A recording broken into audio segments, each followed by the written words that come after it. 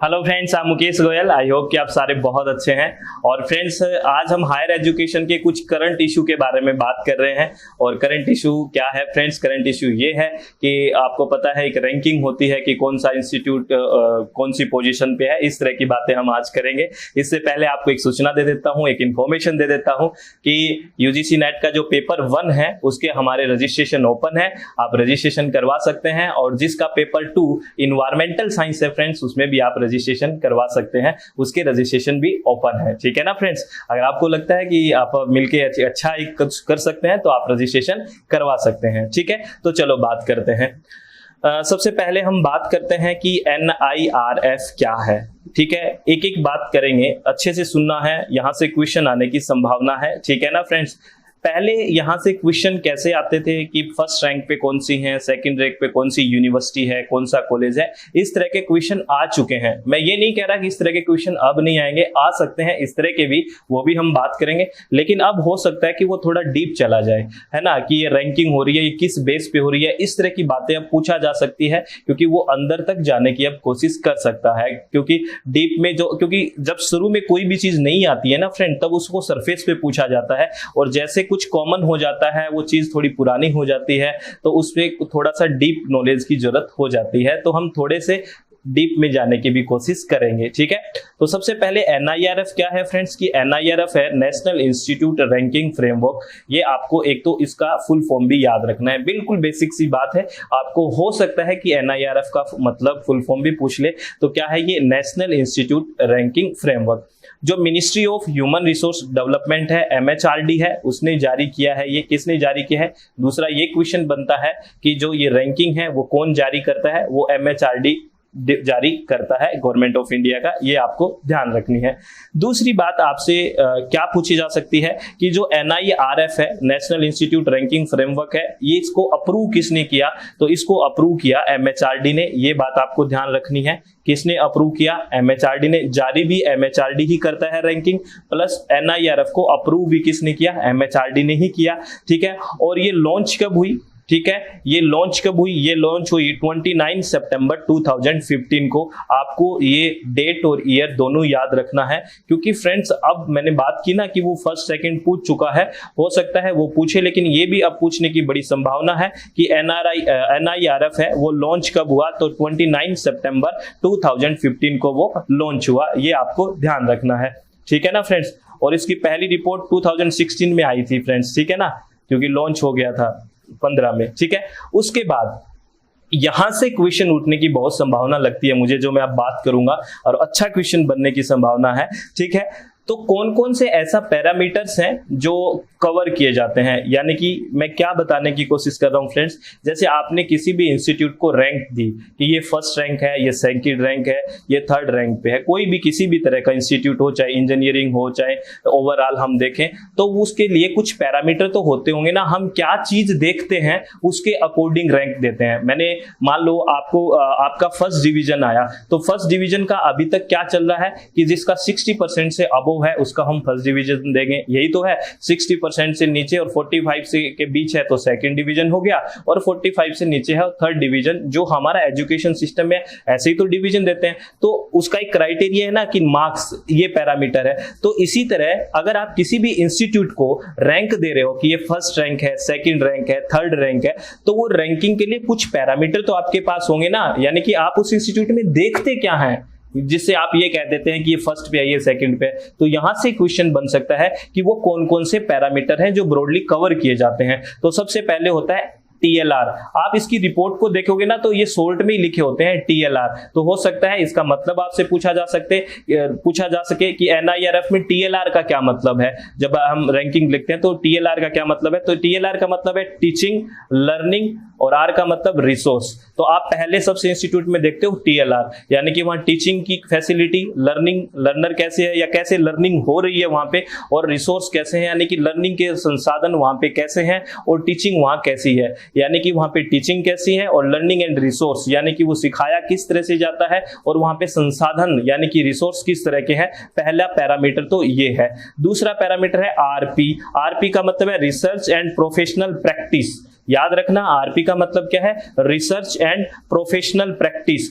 तो रिसर्च यहाँ पे यानी कि उस इंस्टीट्यूट में रिसर्च किस लेवल की हो रही है, कितनी अच्छी तरह से रिसर्च लोग कर रहे हैं। दूसरा वहां पे जो प्रोफेशनल प्रैक्टिसेस हो रही हैं वो कितने अच्छे लेवल की हो रही है, एक ये पैरामीटर लिया जाता है, ठीक है ना फ्रेंड्स। और तीसरा पैरामीटर है जीओ यानी कि ग्रेजुएशन आउटकम। ग्रेजुएशन आउटकम का क्या मतलब है फ्रेंड्स, ग्रेजुएशन आउटकम का मतलब है कि वहां से जो ग्रेजुएट होके निकले हैं वो प्लेस्ड कहां है, यानी कि वहां उनका प्लेसमेंट कहीं अच्छी जगह हुआ है कि नहीं हुआ। आप देखते हो ना किसी इंस्टीट्यूट में आप एडमिशन लेते हो तो ये देखते हो ना कि पिछले वाला जो बैच आउट हुआ है वो कहां पे प्लेस्ड है, यानी कि उनका कहां कहां पे प्लेसमेंट हुआ है, उनको कितना सैलरी मिल रहा है, कौन से वो कंपनीज में काम कर रहे हैं, कौन से वो इंस्टीट्यूट में आगे काम कर रहे हैं, ये सारी चीजें देखते हो ना आप, तो ये भी उसकी रैंकिंग में शामिल किया जाता है पैरामीटर में, दैट इज ग्रेजुएशन आउटकम, ठीक है, जीओ। उसके बाद है ओआई। ओआई है आउटरीच एंड इंक्लूसिविटी।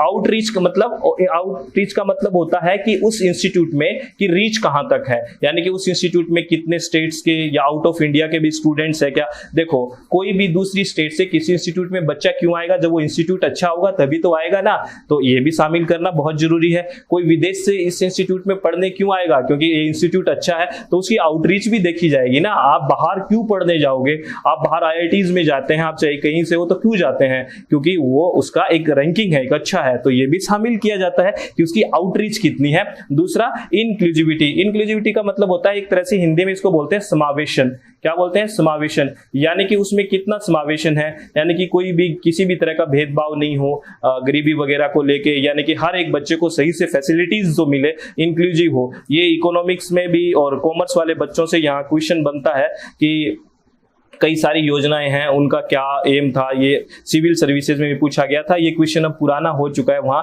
रहने दो उस क्वेश्चन को, यही बात कर लेते हैं कि ओआई यानी कि आउटरीच एंड इंक्लूसिविटी कितनी है किसी भी इंस्टीट्यूट की। और लास्ट है पीयर परसेप्शन क्या है, पीआर क्या है। पीयर परसेप्शन जो आपके पीयर हैं, आपके जो सगे हैं, उनके बारे में, उनका उस इंस्टीट्यूट के बारे में क्या परसेप्शन है, क्या उन्होंने परसेप्शन अच्छा है बुरा कब बनेगा भाई, उसके काम को देख के बनेगा ना, तो परसेप्शन पीआर को भी शामिल किया जाता है, पीआर को भी शामिल किया जाता है, ठीक है ना फ्रेंड्स, ठीक है। तो ये सारे के सारे वो पैरामीटर है कि किसी भी रैंकिंग देने के लिए इंस्टीट्यूट में ये सारे पैरामीटर स्टडी किए जाते हैं। तो आपसे पूछा जा सकता है कि किसी भी इंस्टीट्यूट में जो रैंकिंग तो आप दे देते हो, वो आप बताइए कौन कौन से पैरामीटर इंक्लूड किए जाते हैं। तो ये सारा पैरामीटर इंक्लूड किए जाते हैं, ये आपको ध्यान रखना है, एग्जाम के पॉइंट ऑफ व्यू से ये इंपॉर्टेंट है फ्रेंड्स, ठीक है। बात समझ में आ गई। अब हम बात कर लेते हैं जो हमें याद करना है, ठीक है, जो रटना ही है यार। वैसे तो हर बार एक ही सही सिस्टम रहता है कि ओवरऑल कौन फर्स्ट है, एक ही जमाए पैर बैठा रहता है, ठीक है, थोड़ा बहुत चेंजेस आते हैं। तो हम बात कर लेते हैं। मैंने 5-5 इंस्टीट्यूट्स के नाम लिखे हैं, ठीक है ना, जो टॉप पे है। तो अगर आपसे कोई ये पूछे कि ओवरऑल टॉप पे कौन है, ओवरऑल का मतलब कोई भी स्ट्रीम से हो, वो इंजीनियरिंग पे हो, मेडिकल से हो, कि वो कोई यूनिवर्सिटी, यानी कि ओवरऑल कौन सा टॉप पे है, तो आप कहोगे ओवरऑल टॉप पे है Indian institute of technology Madras. आपको दिख रहा है ना, Indian institute of technology Madras, जो कहाँ है, चेन्नई में है। कौन सी स्टेट में है, तमिलनाडु में है। और उसका स्कोर कितना बना, 100 में से 85.31, 100 में से स्कोर दिया जाता है ये, ठीक है ना। तो 85.31 और इसकी रैंक क्या है, फर्स्ट। तो आपसे कोई ऐसा क्वेश्चन पूछे यूजीसी कि आप बताइए ओवरऑल जो इंस्टीट्यूट है वो इंडिया में फर्स्ट रैंक पे कौन सा है, तो आप कहोगे इंडियन इंस्टीट्यूट ऑफ टेक्नोलॉजी, यानी कि आईआईटी जो मद्रास है, आईआईटी मद्रास है, जो चेन्नई सिटी में है, तमिलनाडु स्टेट में है, जिसका स्कोर 85.31 है, वो फर्स्ट रैंक पे है, ठीक है, याद रख लोगे। सेकंड रैंक पे है IISc Bangalore, Indian institute of science Bangalore, ठीक है, जो कर्नाटका में है, और इसका स्कोर है 84.18 और उसका है सेकंड रैंक।